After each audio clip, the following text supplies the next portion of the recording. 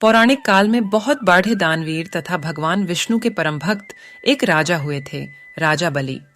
एक बार राजा बलि ने एक यज्ञ किया जिसमें वह सभी ब्राह्मणों को दान दक्षिणा दे रहे थे। तभी भगवान विष्णु भी उनकी परीक्षा लेने के लिए वामन अवतार लेकर उनके द्वार पर आ खड़े हुए। राजा बलि ने ब्राह्मण देवता से मांगने के लिए बोला तो वामन भगवान ने 3 पग भूमि मांगी। राजा बलि को अचरज हुआ, लेकिन उस समय पूरी पृथ्वी पर राजा बलि का राज्य था। उसने ब्राह्मण देवता से कहा, ले लीजिए, आपको जहां चाहिए 3 पग भूमि। किंतु वो कोई ब्राह्मण नहीं, भगवान के अवतार थे। वामन भगवान ने 2 पग में ही पूरी पृथ्वी और आकाश नाप लिया। यह देखकर राजा बलि समझ गए कि यह कोई साधारण ब्राह्मण नहीं, बल्कि साक्षात ईश्वर का अवतार है। तीसरे पग के लिए उन्होंने अपना सिर आगे कर दिया।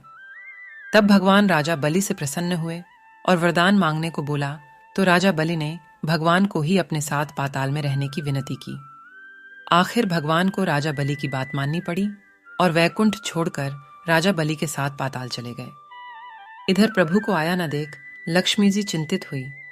उन्होंने खोजबीन की तो उन्हें पता चला कि भगवान अपने भक्त राजा बलि के यहाँ पाताल में रह रहे हैं। लक्ष्मी जी प्रभु की विवशता को जानती थी। तब नारद जी ने उन्हें एक युक्ति बताई। वह एक गरीब स्त्री के रूप में राजा बलि के द्वार पहुंची और रक्षा सूत्र बांध दिया। राखी बांधने पर भाई बहन को कुछ देता है, तो राजा बलि ने बहन से कहा, बोलो मैं तुम्हें क्या दूं? तब लक्ष्मी जी अपने असली रूप में आई और बोली, हे भाई, आप तो साक्षात भगवान को अपने पास लेके बैठे हैं। आप मेरे प्रभु मुझे लौटा दीजिए, मैं उन्हें ही लेने आई हूं। तब राजा बलि ने भगवान को माता लक्ष्मी के साथ जाने दिया। प्रभु को जाते समय जब राजा बलि दुखी हुआ तो प्रभु ने राजा बलि को वरदान दिया कि मैं हर वर्ष 4 महीने पाताल में निवास करने आऊंगा।